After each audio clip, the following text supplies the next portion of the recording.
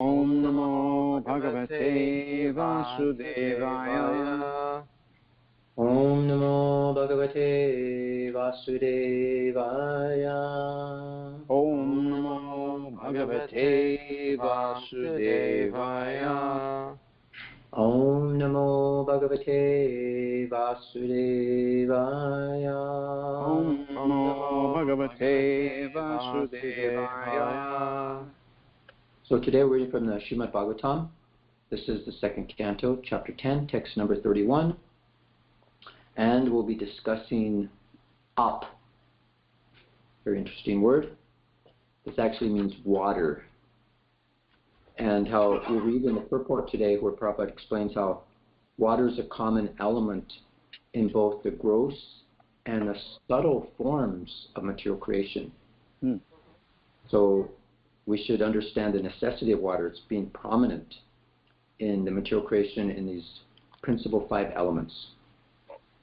And it's said that about 71% of the Earth's surface is water covered, and that the oceans hold about 96.5% of all the Earth's water. But we also know that water exists in the air as vapor, rivers, lakes, ice caps, glaciers, in the ground, soil, moisture, the aquifers, even in ourselves and all living entities, there's water. So this breathing air of life is produced of sky, air, and water. And Prabhupada explains how we should therefore have open air, regular bath, ample space to which to live. It's favorable for a healthy, vital body. And then also get fresh produce from the earth, like grains, vegetables, as well as fresh water, heat. All these things are good for the upkeep of both the subtle and the gross body.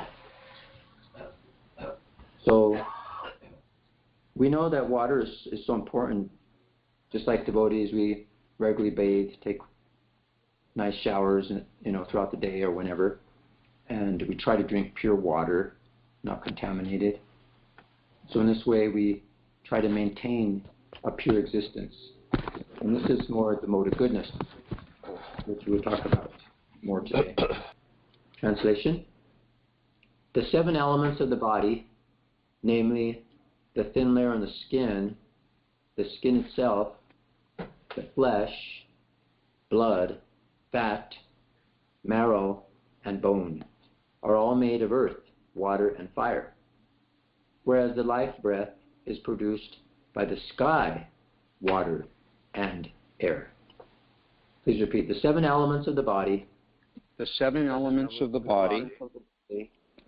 Namely the thin layer on the skin.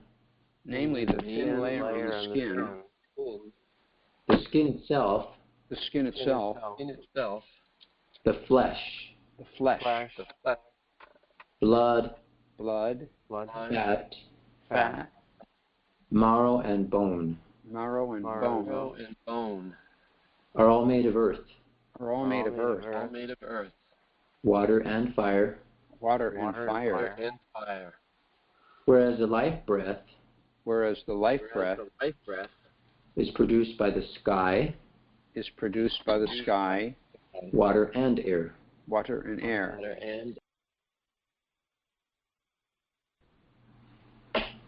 Purport by Srila Prabhupada.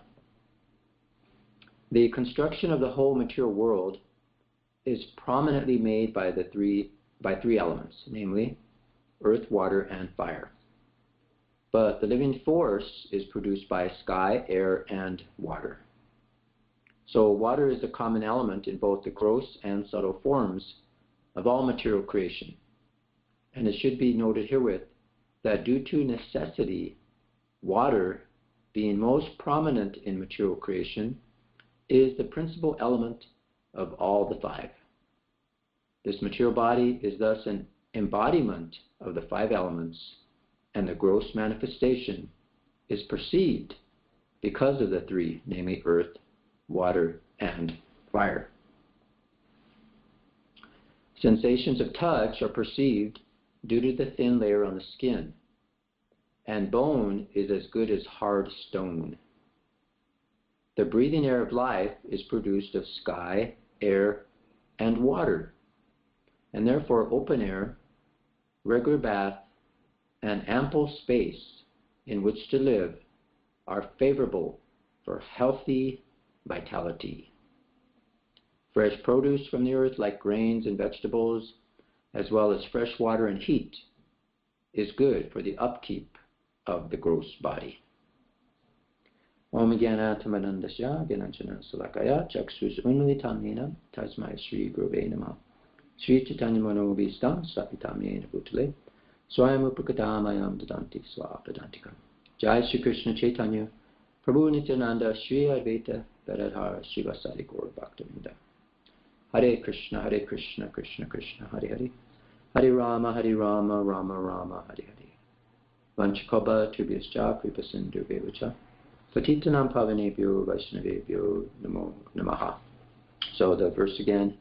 The 7 elements of the body, namely the thin layer on the skin itself, the flesh, blood, fat, marrow, and bone, are all made of earth, water, and fire. Whereas the life breath is produced by the sky, water, and air. So that was the last purport there. That Prabhupada's mentioning how we should have ample space in which to live, fresh produce, things like that. So we have to have regular baths like that. It's very important to maintain not only the cleanliness of the body, but also the mind. The subtle body gets purified when you take a nice shower.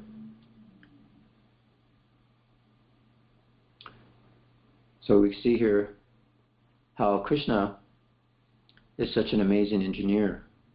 We've been discussing how all these elements are coming into being and how Krishna is saying they're actually non-different from me. I am actually everything. Like this, we see the water, fire, air, all these things are the main ingredients of this material world. And Krishna says that's me. And that's our point, is to see Krishna everywhere and use everything for Krishna.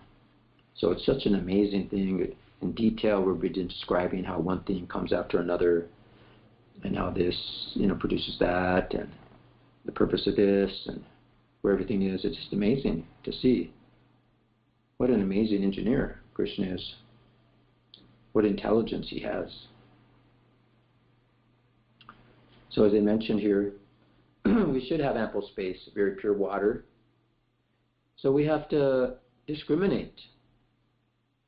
It's described that according to the quality of the books you read, what to speak of the scriptures you read, the quality of the water, the quality of your association with people or even your own family, the quality of the place where you live, the time, the activities, the birth, meditation, chanting of mantras, purificatory rituals, that determines what kind of mode you're going to be in. So these are 10 items that I mentioned. And one can increase the mode of goodness, is what we're trying to do, by drinking pure water, having friendship with persons in the mode of goodness, and so on, all those other things we're mentioning. So we should scrupulously avoid any of these 10 items that must be polluted by an inferior mode of nature.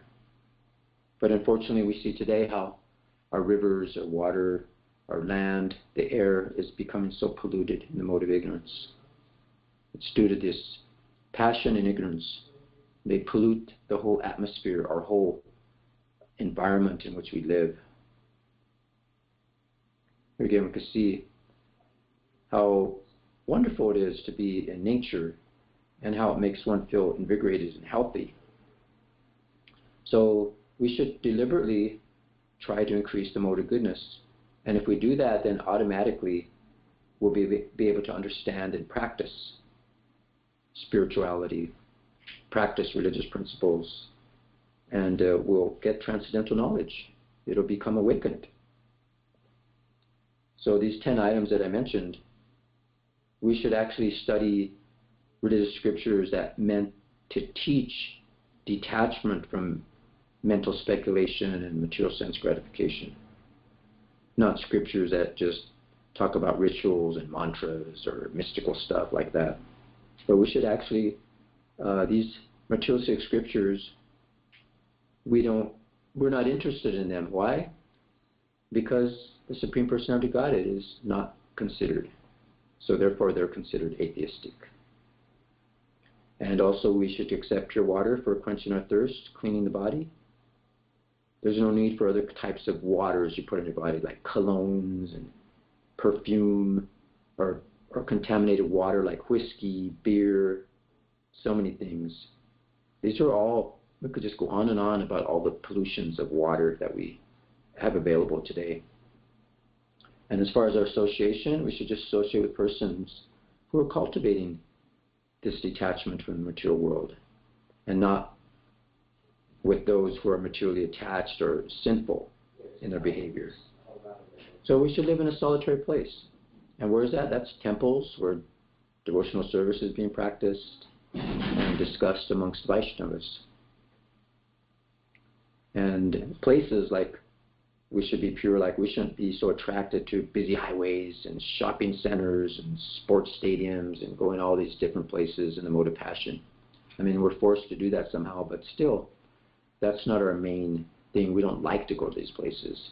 I mean, we're pretty much in this material world, we're forced to go places and be amongst these people. But if we keep our association pure, our meditation pure, our water pure, our air pure, the best we can, then we can become protected. Even time, it says we should do that in the mode of goodness. We should rise in the morning early, utilize the auspicious Brahma Muhurta hour to advance in Krishna consciousness. And it says that we should avoid sinful hours like midnight and when ghosts and demons are encouraged to become active. And our work, we should just execute our prescribed duties. Follow the principles and utilize our energy and our time for pious purposes, for spiritual activities. We shouldn't waste our time in just frivolous activities, materialistic activities. And nowadays there's literally millions of frivolous and materialistic and distracting ideas in our so-called modern society. But and also you can cultivate birth in the mode of goodness by how? Accepting second initiation from a spiritual master and learning to chant the Hare Krishna mantra. So we shouldn't, and just the opposite of that, we shouldn't accept initiation from these so-called mystical, unauthorized spiritual or religious cults. They're completely in the mode of passion and ignorance. And our meditation, it should be on the Supreme Personality of Godhead. He's the enjoyer of everything. So our meditation should be on the Lord and also on the saints, the great devotees and saintly persons. That's what we should meditate on, not lusty women and man, envious man and greedy man. As we see so much today, people are just, they become their idols. These lusty women and these envious men, they become their idols today. So those are the things we shouldn't meditate on. So it's interesting how meditation includes so many different things, not just thinking that you're sitting down and, chanting a mantra, but what are you thinking about during the day? Who you attach to, who you glorifying. So these mantras that mentioned in those 10 items was that we should follow the example of Lord Chaitanya Mahaprabhu. We should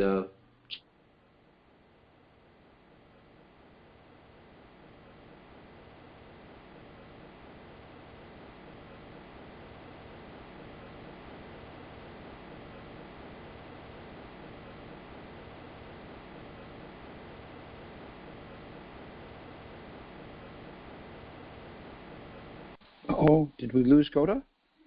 I think we did. Did we lose him? But, okay.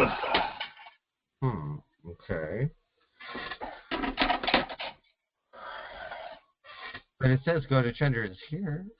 Did I throw those socks on you? Yeah, I did.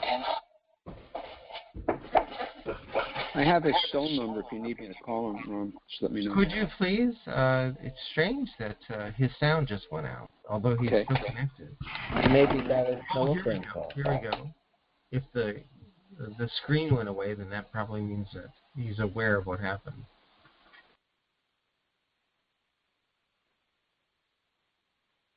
No, maybe not. I'm gonna call him. Okay. I gotta look up his number. I have it here.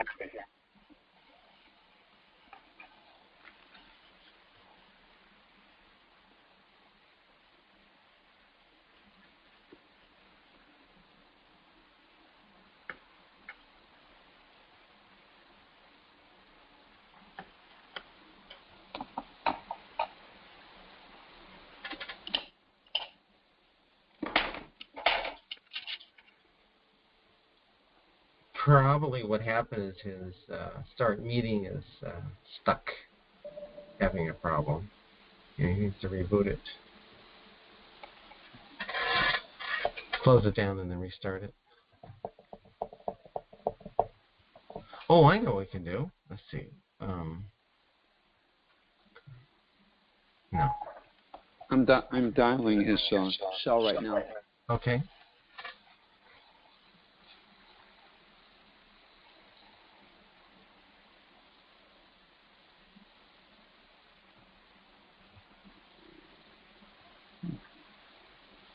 It's not moving either. I wonder if he had a power outage.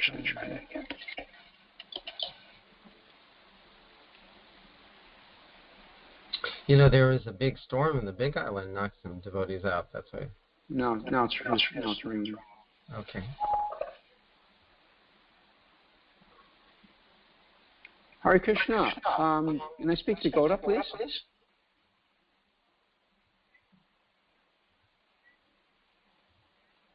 Yeah, he got disconnected. I was just trying to reach him.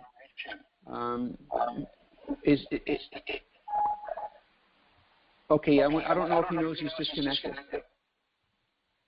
Thank you.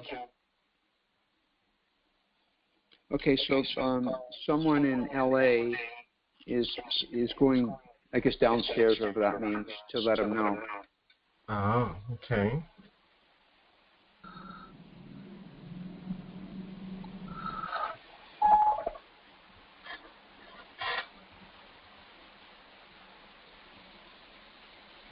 You can also call that 800 number.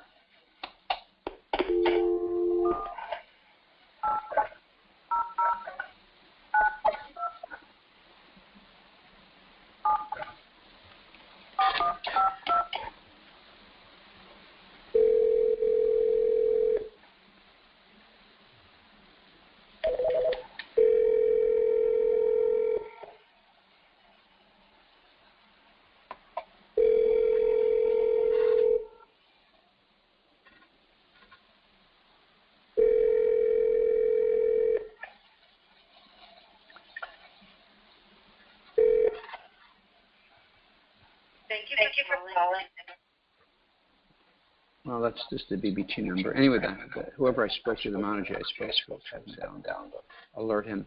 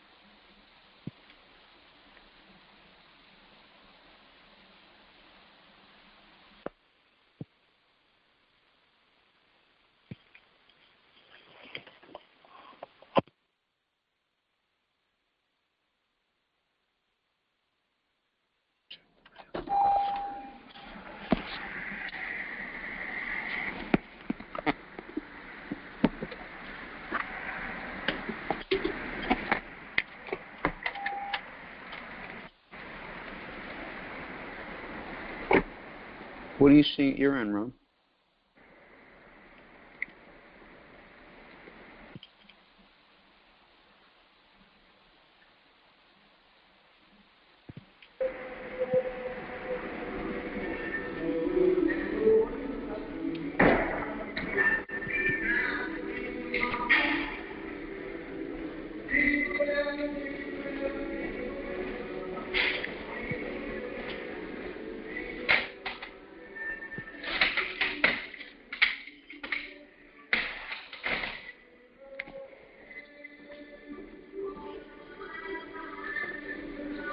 Haribol, something happened. Toda. I don't know. We lost our internet connection here. Can you hear me? I hear you. What? How much did you guys miss? I mean, I was just going on. I didn't even know we were disconnected until my wife came down. Probably about 8 minutes ago. Okay, I'll just start. Not too far back. Okay. So, you want to? Can you see my screen, or shall we share? Let me see here. I had it a second ago. No, I don't see your screen. Okay, yeah, you have to share. You have to give me the. Here it's coming. There we go. I just see a gray box.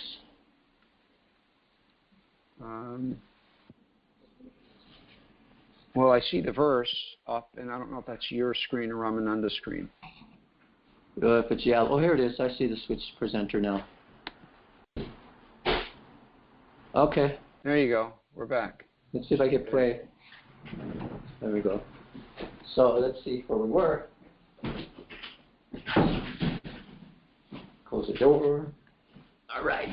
You were on like the second waterfall or something. Oh, okay. So we had here, we're talking about Right. quality mode of goodness, and I was talking about 10 items. Did I mention all 10 items? You did? Okay, great. So we went through there, That's where we were. and then we talked, did you guys see Nal Kavera, Managriva? No. Oh, you missed out. Okay. Please back up. Here they are. I was saying, when one gets to, wants to desire this material world fully, then he takes the form of a human being or a demigod. And that's where he can enjoy all his senses fully. You know, the animals, they have like one sense that's very powerful, and they can do one thing. But the human form, all the senses, they can enjoy fully. So this is when a man, like these, sons of the demigods, they became infatuated with, wine and women and so many different things. So what happens is when you become opulent, you become falsely proud. So this is a thing that Prabhu discusses, how if you're proud, then you actually don't have consideration of the life of people that are not, that are not so wealthy or whatever. You're not compassionate, in other words, for other living beings. You just become very puffed up, and you're not very charitable. You just become, falsely proud and infatuated. But if a person is poor, he doesn't have this wealth like his demigods, or he becomes satisfied with whatever he has. And he doesn't become overly fat, and therefore his senses don't become overly agitated. So it's kind of a condition of austerity that one would keep himself. Can you hear me okay still? Hello? We hear you fine. I was Okay. Ramananda muted us, but not you. We hear you. Just great. Okay. So yeah, the brahmanas, as a matter of routine, will just keep themselves in a poverty-stricken condition, just to save themselves from this false pride, due to the advancement of material prosperity. And it's an impediment for spiritual liberation. So this is, we don't want the senses to become turbulent, opulent, become intoxicated in so many different ways like this, because it's a great impediment. And this is what happened. And here's Narada Muni. He comes and sees this. And usually puffed up people, they don't, they're not like, their house is not open for saintly people usually to come in, but I guess by their good fortune, Narada Muni happened to be coming by, and this is the power of a saintly person. And sometimes they say like a poverty person has an advantage because a saintly person just can easily enter his house, and then the poor man, he takes advantage of his association, and then he advances. But opulent man, they usually don't let anybody enter their house. They have so many guards and dogs and, fences and things like that. But a saintly person, he takes the position of a mendicant so that he can go in the plea of begging something from the householder. Then he enters the house, and then the householder, he, usually gets too absorbed in material activities, and he forgets about his spiritual advancement because he's busy maintaining his family affairs. But he benefits by the association of a saintly person. So that's a great chance for one who keeps himself, and just basically what he needs. It's not like he's deprived so much, but it's just simple.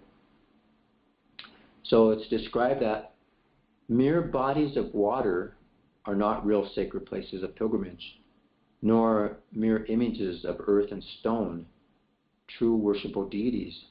These purify one only after a long time, but the saintly sages, they purify one immediately upon being seen. This is the power of a saintly person. So we talked about how water is so important, but how even more than bodies of water is a saintly person. That's from the 10th canto.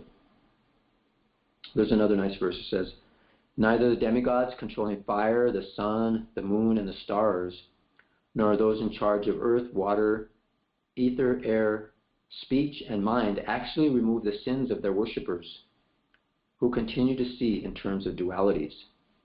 But the wise sages destroy one's sins when respectfully served for even a few moments. So this is important.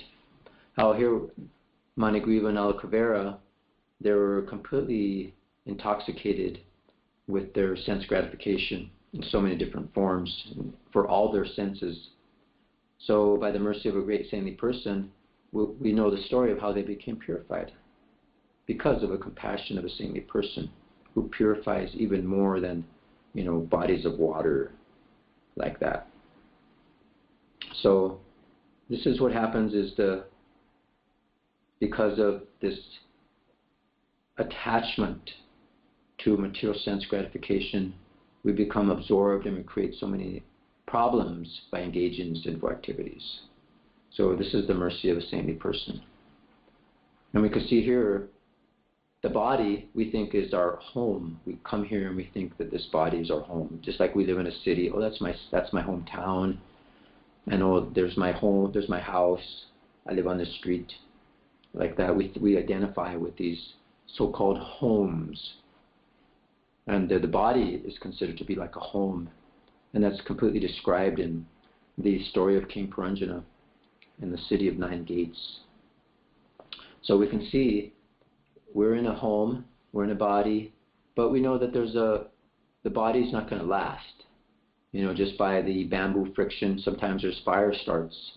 And this is what happens in our lives, that we realize that this is temporary. The gross body is going to end soon.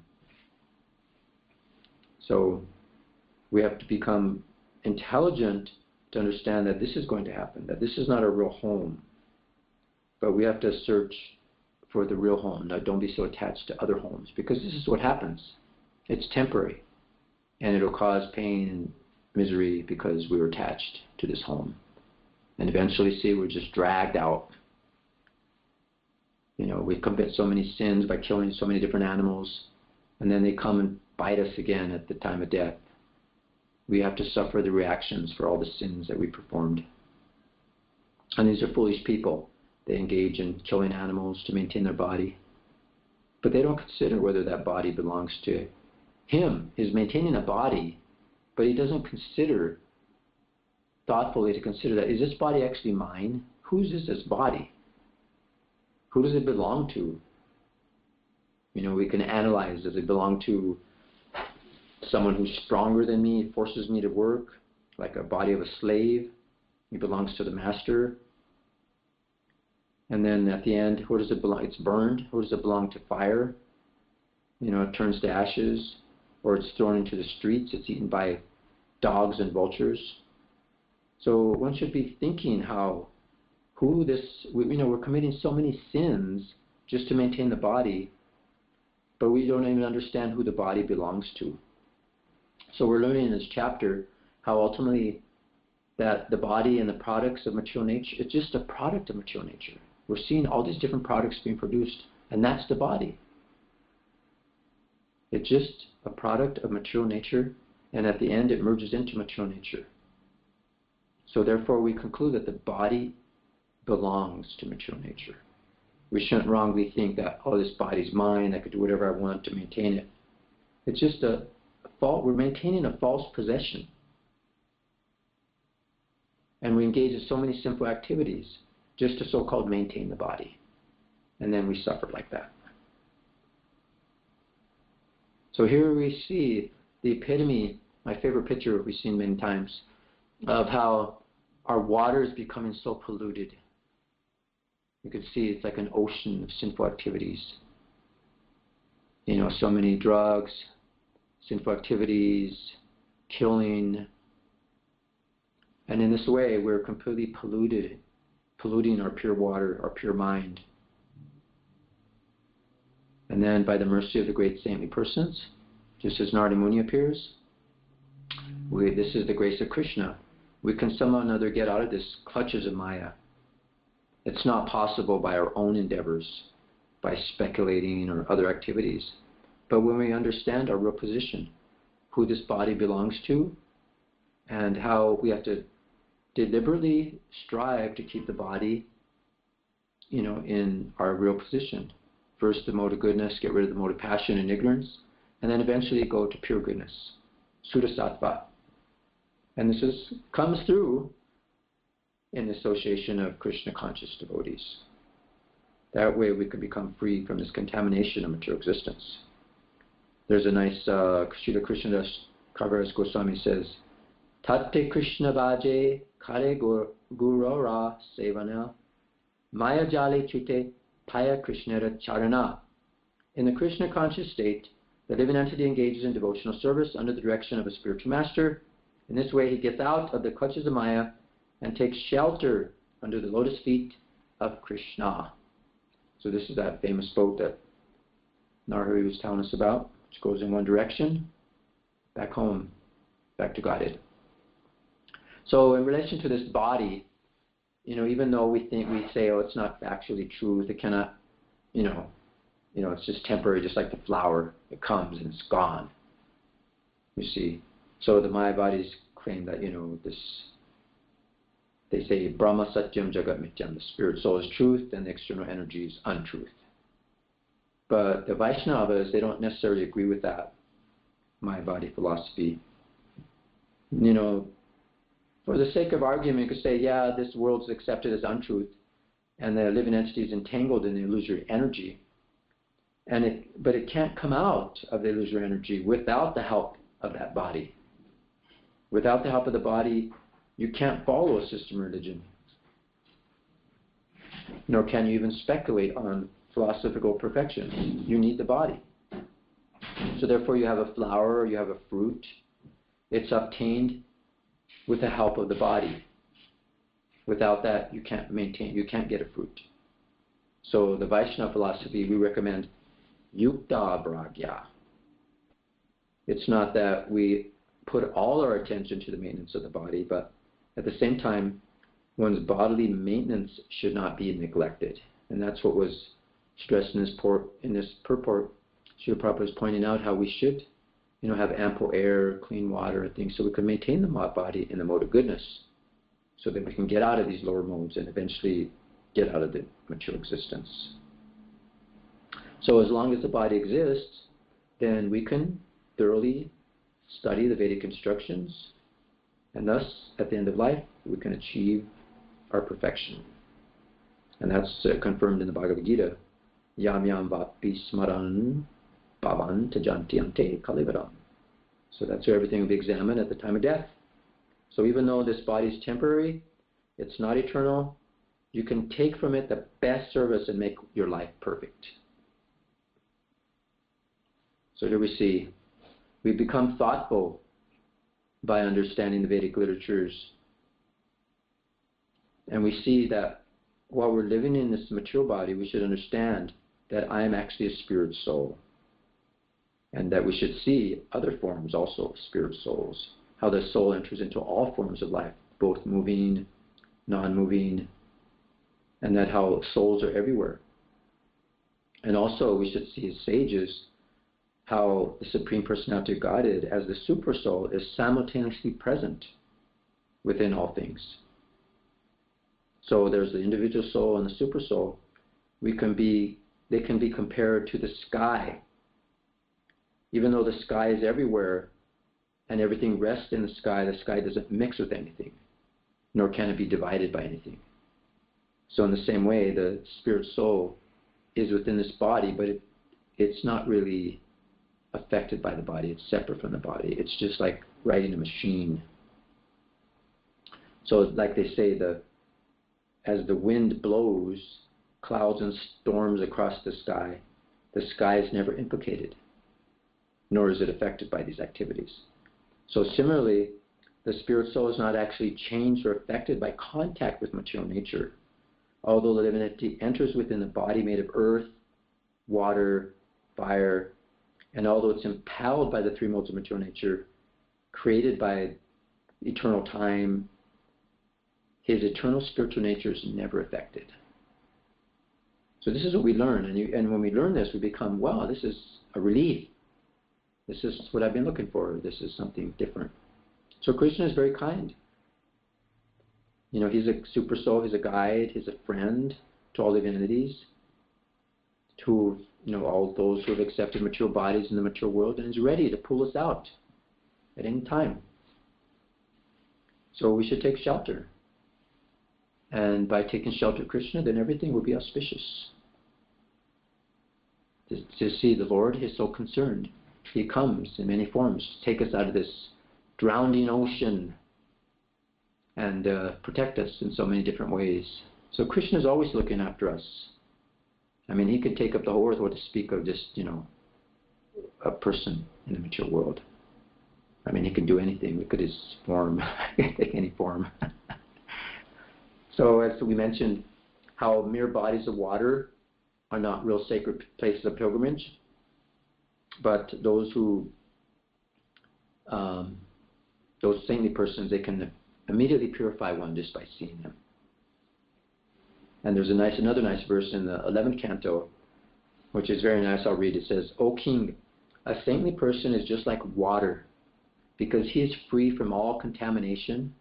He is gentle by nature, and by speaking creates a beautiful vibration like that of flowing water. Just by seeing, touching, or hearing such a saintly person, the living entity is purified, just as one is cleansed by contact with pure water. Thus, a saintly person, just like a holy place, purifies all those who contact him, because he always chants the glories of the Lord." So this is the beauty of a saintly person. How, just like water, how we can understand this water is so purifying, and how we have to get such pure water, and how it affects our mind and our bodies in such a nice way. So in the same way, we bring that principle to a higher form to see how to ultimately purify our consciousness. So this is very nicely described there. So here we see the Supreme Lord. He's all the material elements, as we know. They're all expansions of Him. And He can convert these material elements into spirit if He likes. And He does so in the form of the deity, as we can see here. So there's another nice verse from the 4th canto. It says, "My dear king, in the place where pure devotees live, following the rules and regulations, and thus purely conscious and engaged with great eagerness in hearing and chanting the glories of the Supreme Personality of Godhead, in that place one gets a chance to hear their constant flow of nectar, which is exactly like the waves of a river. One will not forget the necessities of life, or one will forget the necessities of life, namely hunger and thirst, and become immune to all kinds of fear, lamentation, and illusion." So we can see the importance of associating with devotees. when you associate with devotees, what do? You come together and you chant. You engage in glorifying the Supreme Personality of Godhead. Like we did these last few days, Madhava was here. It was so nice. We had like a nice kirtan mela here for the New Year's Eve, from noon till 1 o'clock, New Year's Day, bringing in the New Year. And then they had it again on Saturday, Friday and then Saturday. And so it was very nice. It's amazing. You probably see a lot of pictures on Facebook, different devotees putting up yet. I took a few pictures. I haven't had a chance to put them up yet, but very nice. You can just see, what are you going to do in the association with devotees? You chant. So this devotee Madhava is from Vrindavan. He used to do the 24-hour kirtan in the midnight, all through the night. He used to chant for hours and hours every day. And then now he's, Krishna's empowered him to just travel and spread the holy names all around. He's constantly traveling. Only spends like a few days at his home. At the most throughout a year, he said, he spends about 3 months at his home. And he's just glorifying and chanting, inspiring devotees. It's very inspiring. Him and his wife are both chanting very nicely. So this is what we get free from these. When we're there, you just get free from these bodily pangs of hunger, thirst, fear, lamentation, and you become completely transcendental. And there's another nice verse. O best of kings, one who is faithful, who is always hearing the glories of the Supreme Personality of Godhead, who is always engaged in the culture of Krishna consciousness and hearing the Lord's activities, very soon becomes eligible to see the Supreme Personality of Godhead, face to face. So this is our principle of Shravanam Kirtanam Vishnu Smaranam Dashyam Sakyam Natmavedanam. So this is our means of perfection. Simply by hearing the glories of the Lord, we'll become elevated to the transcendental position. So this is how I wanted to bring up this concept of water. And, it's so purifying, it's so necessary. And I wanted to stress the point about how a saintly person, how he is like pure water. And he's free from all contamination. And it's capable of purifying all things. So just like a saintly person, just like water, it's transparent. So similarly, a saintly person, he transparently manifests the personality of Godhead within his heart. And then such love of God is the reservoir of all happiness. And as we heard, water makes such a pleasing vibration as it flows and cascades. So similarly, the sound vibration of the Lord's pure devotee, who's saturated with the glories of the Lord, is most charming and beautiful. So thus, by studying the nature of water, one can understand the symptoms of a pure devotee of the Lord. So thank you very much. Maybe we can open it up for comments, questions, and realizations. Hope I didn't lose anyone. Again. I hear something.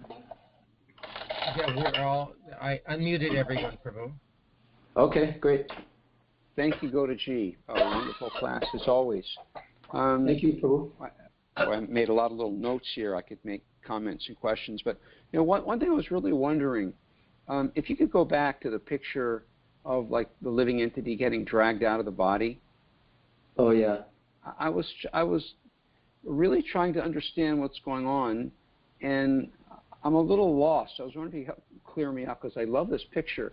We see like a long line of people coming. I'm not quite sure who they are. And then there's like really creepy Yamaduta-looking people, and then more Kshatriya-looking people. What's going on? Are there good guys, bad guys? I'm real confused. Yeah. What's happening here? Well, there's like 3 or 4 chapters that Narada Muni actually explains to this king about the whole, because he was so attached, and he was talking about the king, but he was using he was using another person's name. Puranjana. The city of Puranjana. So he was describing to him how in the city there's different parks and there's different things. There's cities, different cities, and then how they represent different things, and the life bearers and the snake and all these different things. So he explains it in this whole chapter, and then at the end of that chapter, he says, I don't really understand. Can you just explain it more clearly? So then he goes into another chapter describing in detail what each of these little elements mean. As we can see, there's the city's burning because the life bearer, which is like the snake, it's represented as the snake. It's becoming overcome by old age and death. Yamaraj is coming. Yamaraj's sister is old age, which affects the city, the body of the living entity. And that's the life bearer is becoming easy. And all these other women are his different senses and different attachments, and it's all described. There's so many different wives. They represent the senses, and all these things. It's a very detailed part. To take a while to describe everything. But it's in the fourth canto. Yeah, it's in the fourth canto. I can't remember exactly the chapter, but you see it, the conversations between Narada Muni and King Prachunabhari. So he talks about this king, but he's actually talking about him. You're such an idiot, you're doing this like this, but he mentioned as another person, that this person, is identifying with this and that. And so he's identifying so much with these mature bodies that he becomes a woman in his next life. So this is the description of what's going to happen to the soul. The living entity within the body is dragged out and put into another body. And these animals here represent the animals that he's killed, that there's a reaction for killing, so they come and bite him. You can see some arrows in this one beast. And, so they come and they torment you at the time of death. Just like Narada Muni is explaining to the hunter, Mrigari, he says, why do you have killed? Why don't you just all kill them? Because you're causing such suffering. There's going to be so much pain for you at the time of death. And he through his mystic power, he showed him what's going to happen to him. And all these animals are coming at him to get even for, injuring them and making them suffer like that. So then he, decided to how can I get out of this? And he showed him how to do it, and he did it. So I guess we could say in the same way that Narada gave Mrigari that vision of these living entities would come and get him. Yeah. I remember reading Bhagavad Gita. I've mentioned this many times. The first thing that really jumped out at me the first time I read Bhagavad Gita was karma. And Prabhupada was giving me vision through the literature and with my own heart that, wow, all the stuff I've done is going to come back and get me at the end. Yeah. It's really sobering. Yeah, thanks to Prabhupada. It makes you want to get on this vessel here that's headed by right now. Yeah. Cool. You could use this particular image for every class practically. Yeah. It's one of my favorite ones. But Another thing I was thinking, you were talking about how the householder takes advantage of saintly persons that come. And it was just kind of, the vision was going through my mind as you were saying that now as the age of Kali's progressed so far, people build fortresses around their house to keep people out because, well, first of all, other than the devotees, at least in the Western world, there were no saintly persons coming. And not just they're not saintly, there's thieves and rogues and people that are trying to persuade you to these false religions or, really watered down best. Sometimes people are afraid to go to the door, and in fact they'll joke, oh, it's probably just the Jehovah's Witnesses. Yeah. Yes, that's why we have to really, all our activities, those 10 items is really nice. It really struck me that we have to deliberately force ourselves to get pure in all those like water, in our meditations, in our chanting, mantras, everything. We have to, purify, go for the highest quality. Yeah, it makes such a big difference. Another thought, if no one else has a comment. Anyone else have a comment? a question, or someone else want to add? I was thinking you were talking about literature and how we absorb ourselves in Scripture, and you were saying something that all other literature is basically atheistic or takes us away from Krishna. But I was thinking that actually we only want to hear Scripture in terms of self-realization, etc., and that's all part of Shravanam, of hearing. It was interesting. I was at the Sunday program last night, and someone was telling me how they're getting their chanting, but they're missing Shravanam. That they're reading, but they're missing Shravanam. And I was explaining, no. Reading is Shravanam. It is hearing. Right. That reading is here. Prabhupada is right there speaking to you when you're reading his books. So that is hearing. But I was thinking that sometimes devotees may read other books for service, not for enlightenment. That becomes spiritualized. For example, if someone is a photographer, he may read journals on photography. If he's using photography in his devotional practices, he may read techniques of other photographers, the latest of equipment, etc. If someone's in landscaping, he may read books about landscaping, whatever. Then it becomes part of our service. It's not we're not hearing to become purified by hearing, but we become purified by reading books. If that reading that may be part of our service to enable us to do our service better. So we're not, as long as you use the word yukta vairagyam. So many literatures can be used as part of our service. And that's really not a part of Shravanam. That's not a part of hearing, but it's a part of just service in general. We're reading, we're studying some certain material things to facilitate our service. Sure. Yeah, that's a principle. Just accept whatever's favorable for devotional service, and we reject whatever's unfavorable. So yeah, just that principle. It's nice. Thank you, Prabhu. Thank you. Any other comments, realizations? Questions? Gauda Prabhu, the verse no. that you chose from the 11th canto is wonderful. How in the world did you find that verse? You know, that word just stuck to me. You know, the word I picked out was up. It's such an amazing word, you know. And I just was looking up, and so many things came up. And then I found something in the 11th canto, which is very nice. Yeah, very appropriate. So up, yeah, it's amazing how you can bring, just by studying all these material elements, you can become self-realized, Prabhupada said. But up is like one of the most important elements, and it represents a pure devotee of Krishna, because it's purifying, because such beautiful sounds it makes, like falls. It's very nice. And the source of all water is coming from the ocean. I mean, our body, we're eating foods and drinking things, but it's all ultimately coming from, say, water that's evaporated up, and it's gone into the sky, and it's distributed, and we're drinking that water by either drinking water or beverages or juices or vegetables, but it's all really coming from the ocean.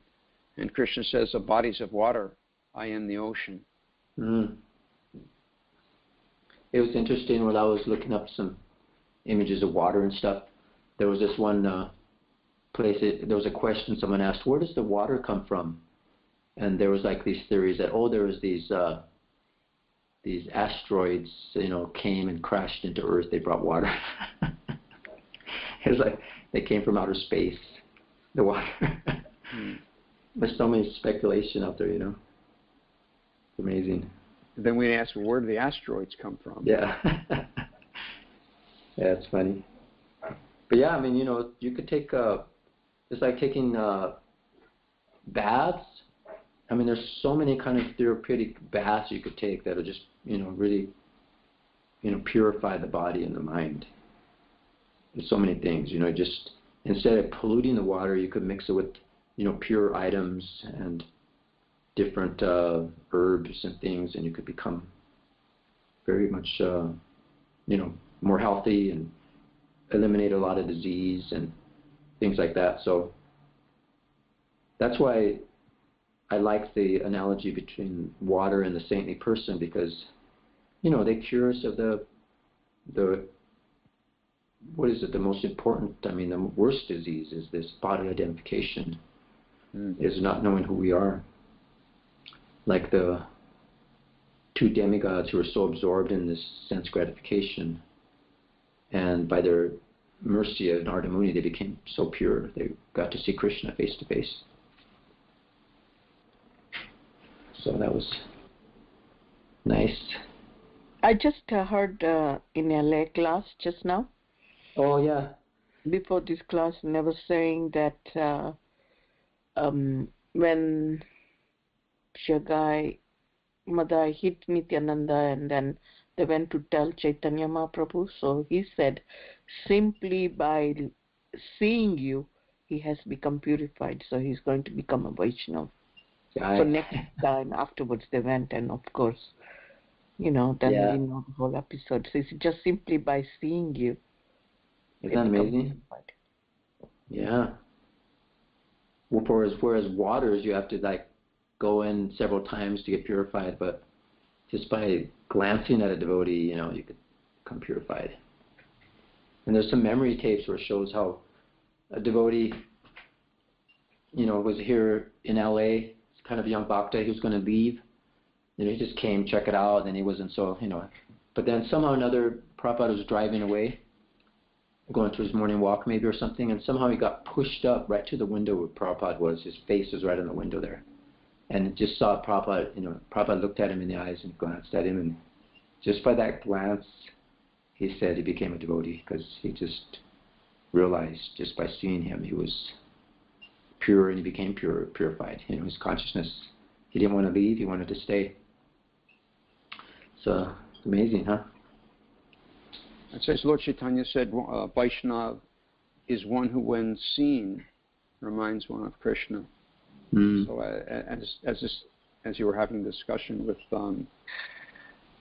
Mataji, that like on Mahasankirtan, really I guess there's two things going on. There's both primarily the broadcasting of the spiritual sound, the Shabda Brahma, the holy name, but also people walk by and see us. And that's so purifying, and I could still remember, gosh, it's just so clear in my mind. It's like a tape I can replay the first time I saw devotees. They were having kirtan on the lawn of our university, but just watching them and seeing them was amazing. Yeah. The dhotis and the shaved heads and the tilak and saris, and it's just so beautiful. Maybe not beautiful in one sense, but so transcendental, I should say, which is beyond beautiful. From a material standpoint, bizarre. I never saw anything like it before. It's like from another world. Exactly. Seeing the devotees in kirtan, it was just the looks and they're expressing their ecstasies of chanting, and so purifying. Though I didn't know how purifying it was, I've never, to this day, that vision has never left my heart. When I first saw devotees, so purifying. What to speak of hearing the kirtan.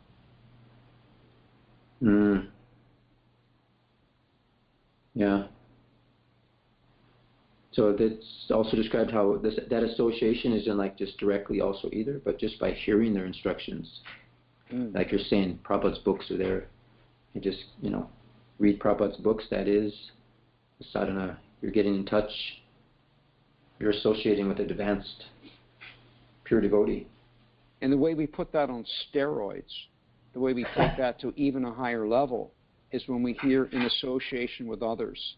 Oh, yeah. Oh, my God. It's like when we were chanting with Madhava this weekend. I couldn't believe it. It was amazing.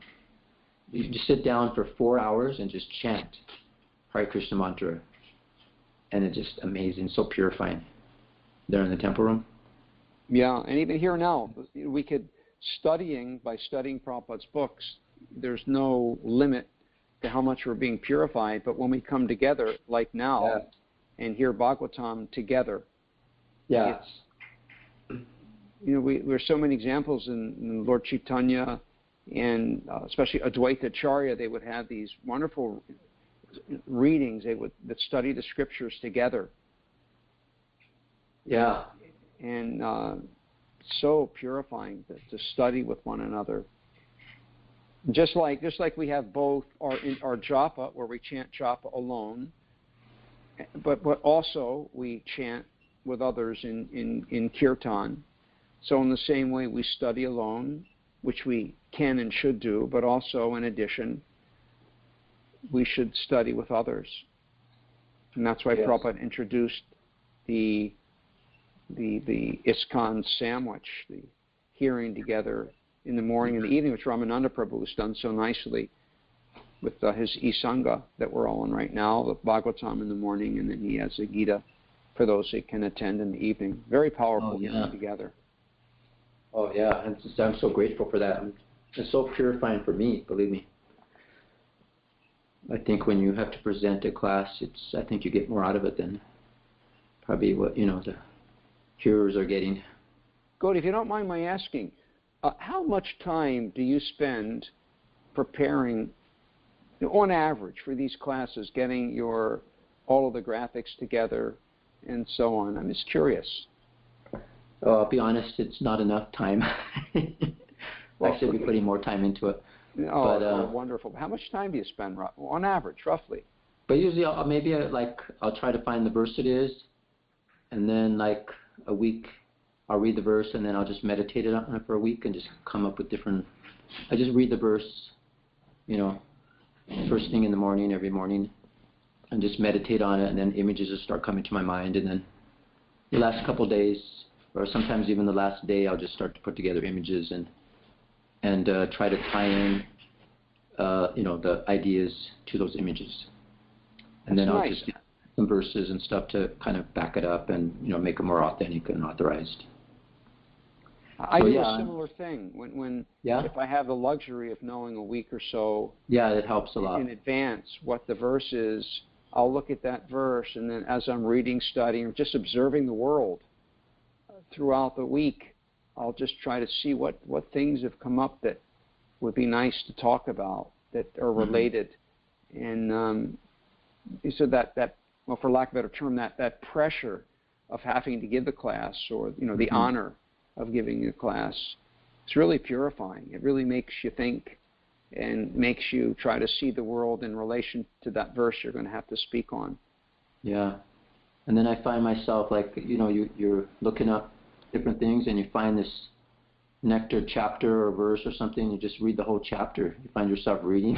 It may not even relate to the class, but like I read that whole chapter of Paranjana.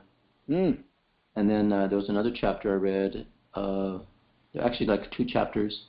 And then there was another chapter with, what was it about now? When the swan incarnation appears.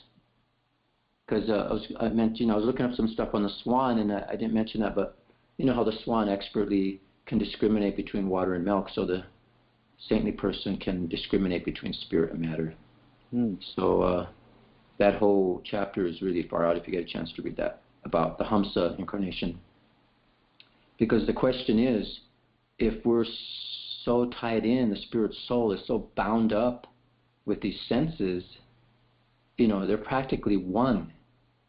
It's almost impossible to separate the mind from the senses and the senses from the mind. It's practically one. Good point. Well, how is it that one can get free from that? Uddhava is asking, I think is asking, or somebody's asking, I forget now. But then he says, it's like, it's impossible that you can separate these things. And then it goes on to this whole thing about how this question was asked to Lord Brahma, and Brahma couldn't even answer that question. So Brahma started to meditate, and that's when the Hamsa incarnation appeared. And then they asked him, "Who are you?" And then, the sons of Brahma said, "Who are you?" And then he said, "What kind of question is that?" I mean, then he started just from that question, he started breaking up their misconceptions about their perceptions and everything. And then he gave them the whole real method for getting out of here is by just using the material body to think of Krishna, to chant, to do these things.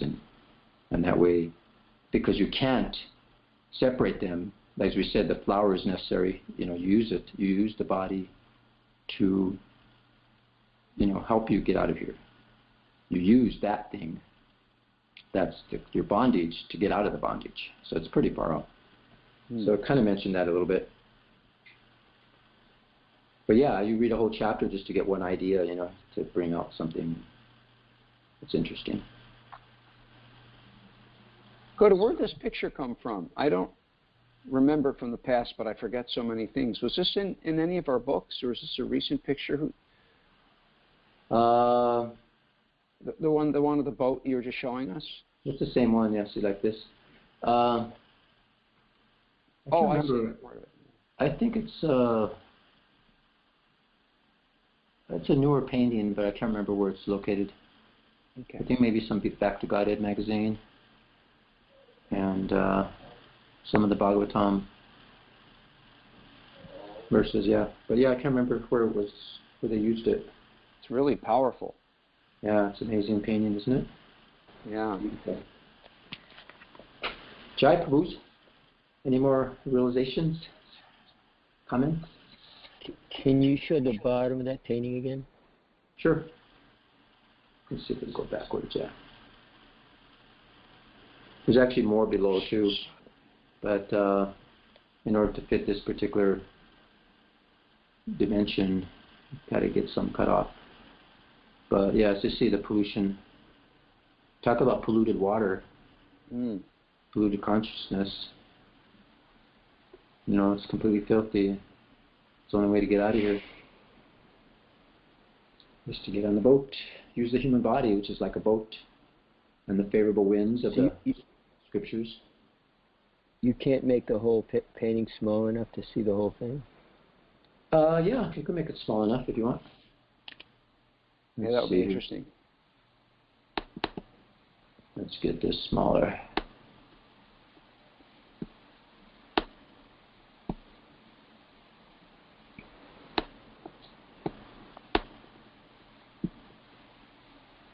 Can you see that?